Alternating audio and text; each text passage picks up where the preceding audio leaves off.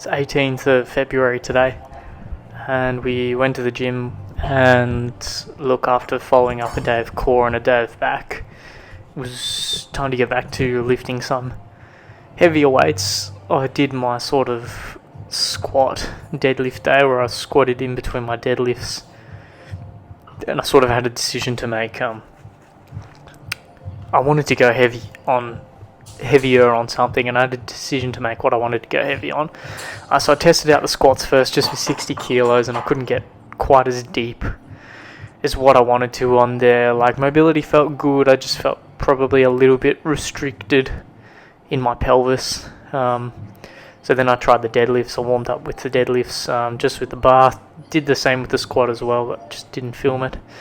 Warmed up with the bar with the deadlifts. Deadlifts felt a little bit easier and a little bit better to do, so I thought, right, I'll go heavier on the deadlifts today, and we'll leave the squats at 60, and I'll just try and slowly progress to squatting slightly deeper with 60 kilos. I ended up doing sort of 6 sets of 5 reps at 60 kilos with the squat, and then with the deadlift I sort of moved my weight up. I always start when I'm deadlifting, I always start with weights that I can do at least 5 reps with, and 5 reps with a shrug at the end of the lift to round off the lift. So as soon as I get to a weight where I can't shrug, then I'm just purely doing a trap bar deadlift with no other variation on top of it.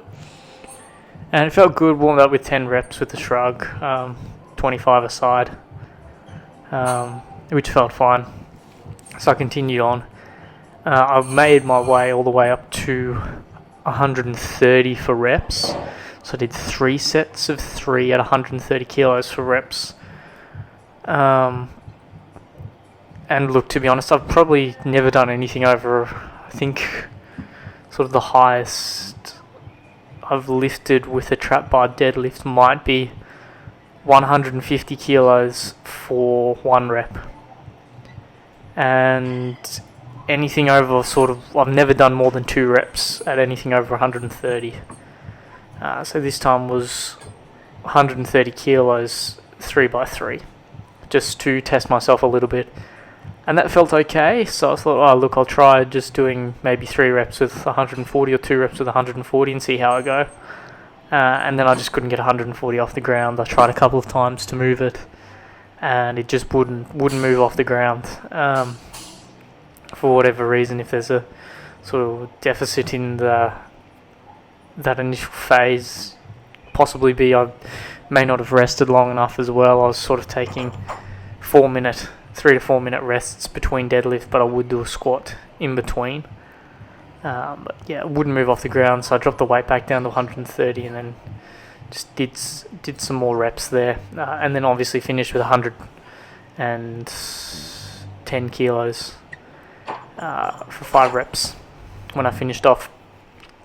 And look, my thought process of the day after this was just thinking about why I train and why I do these things and why I wanted to lift heavy today. And obviously it's because I want to test myself. That's why I want to train every day, and sort of get rid of those excuses, and I want to find some sort of challenging aspect to it. And this obviously is a day where my central nervous system gets absolutely trashed.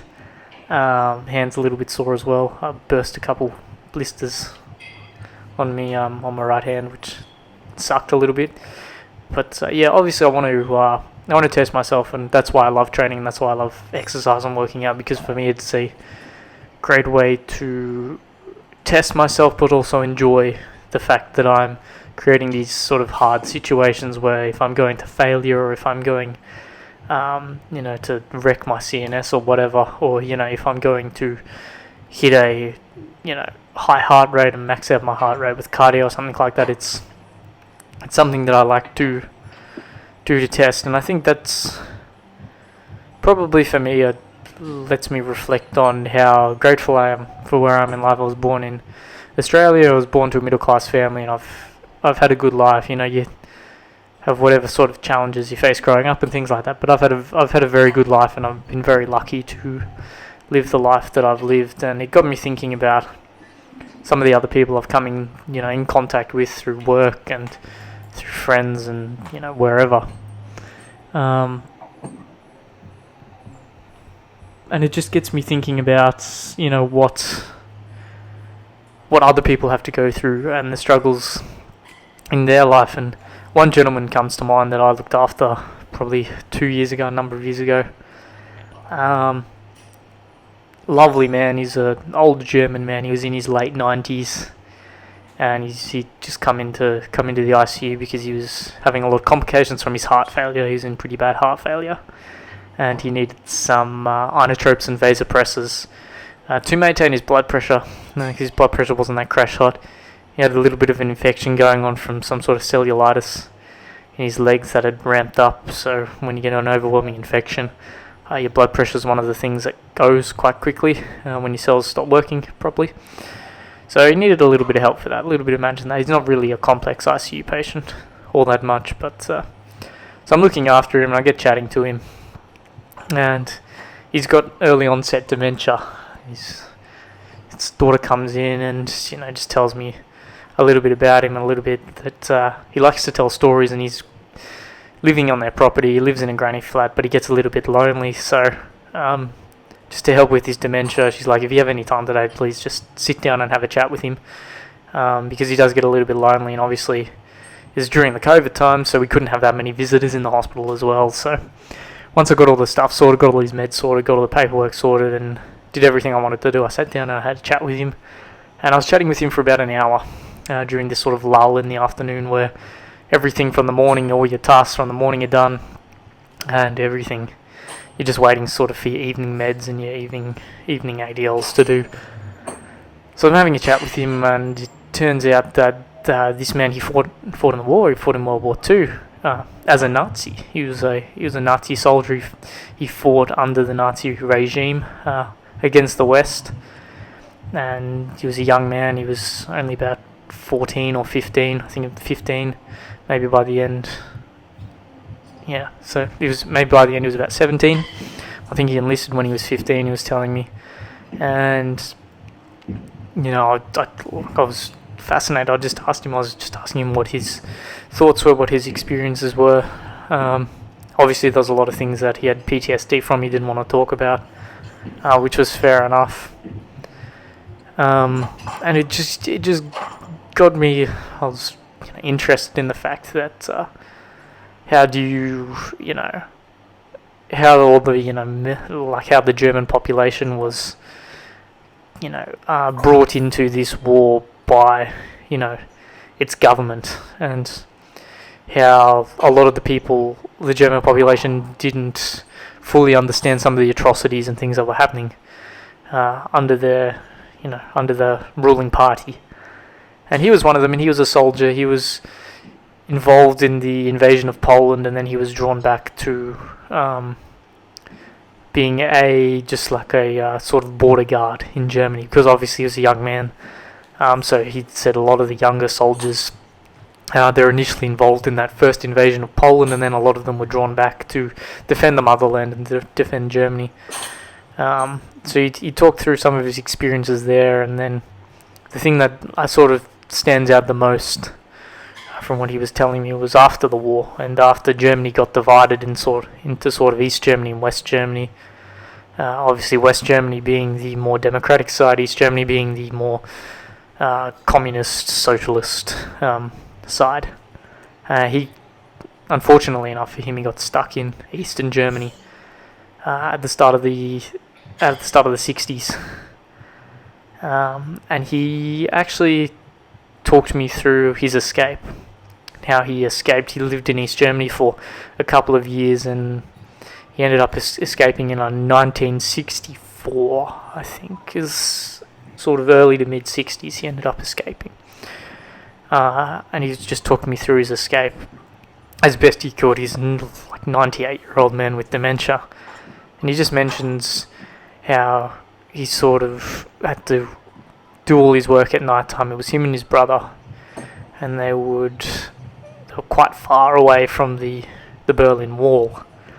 So it took them a couple of days of just travelling at night, dodging guards, dodging patrols, getting to the wall, and then spending 2 days, or 2.5 days, up a tree. Him and his brother up a tree for 2.5 days, no food, no water, just sitting there dodging patrols and waiting for their chance to get over the wall. And this tree was quite close to the wall, not so close enough that you could climb over the wall just from jumping off a branch, but it was close enough to the wall where they could hide there and then look for a way out, or look for someone to help smuggle them out, as was popular back then. A lot of people and a lot of companies would smuggle you out of East Germany to get you to the West.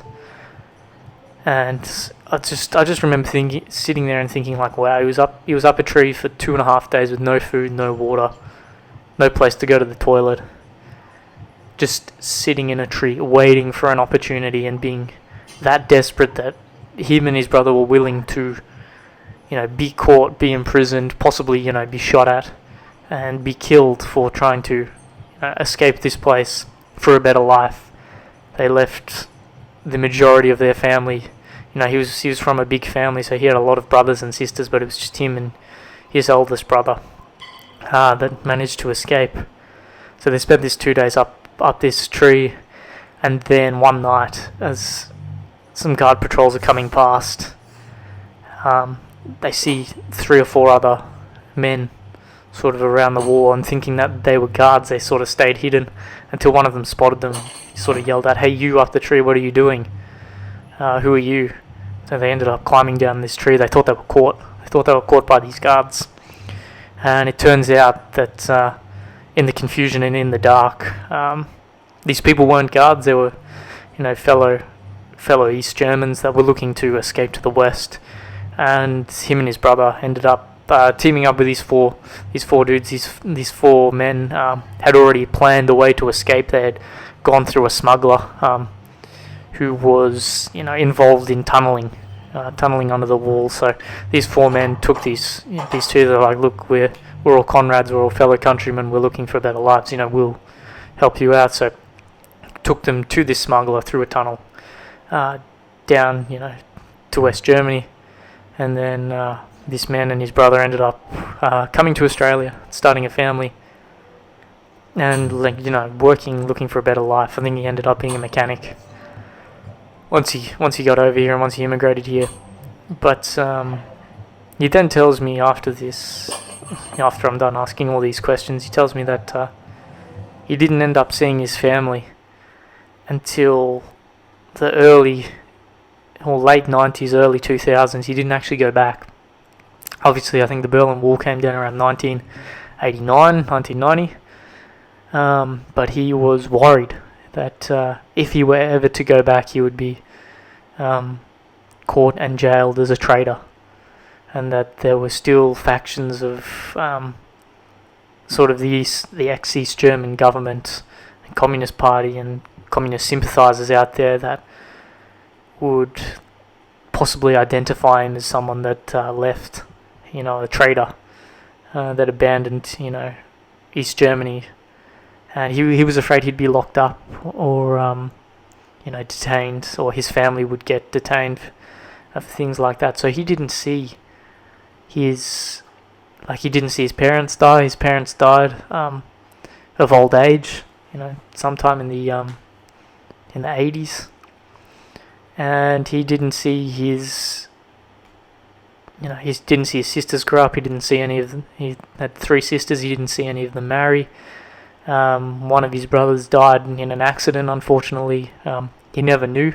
He never found out. He never had contact with them until one day in I think maybe might have been 2000, him and his wife flew over there, and sort of through heritage tracing and family tracing, and I think there was some sort of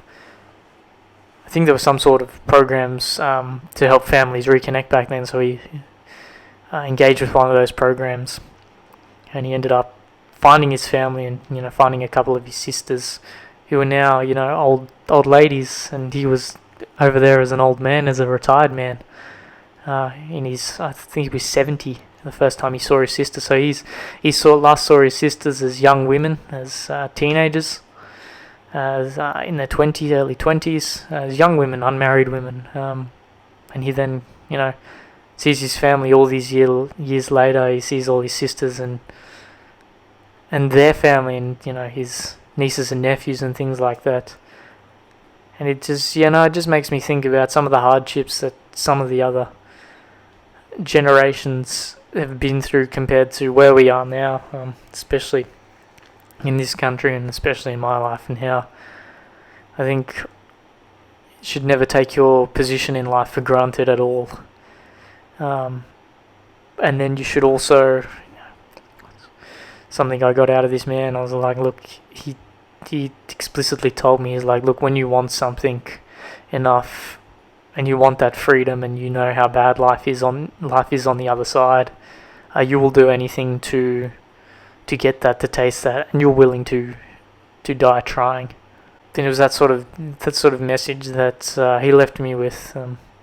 I was just amazed. I myself can't imagine doing any of those things, or being in those situations. But this man, is former Nazi soldier, Berlin, East German Berlin Wall escapee, and then came to Australia. Then became married man and a mechanic to elderly man in hospital with heart failure, where I was then looking after him. It was amazing to think of, and to think of how everyone in life has different experiences and different hardships, and you never know just by looking at someone walking down the street who they are or what they've done, what they have been through in their life.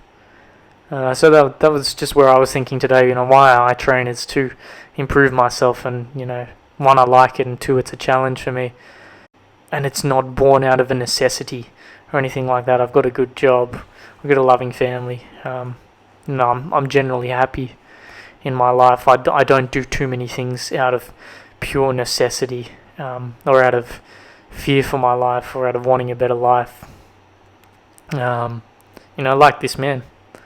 So that's where my thought went today, and I think of him fondly, and I think of my experience with him fondly. I looked after him a couple of days in a row before he was discharged to the ward, and went back home to live in his granny flat with his daughter. Look, that's my thoughts for the day. I'll see you in the next one. See you in the next video tomorrow. And cheers. Have a good one.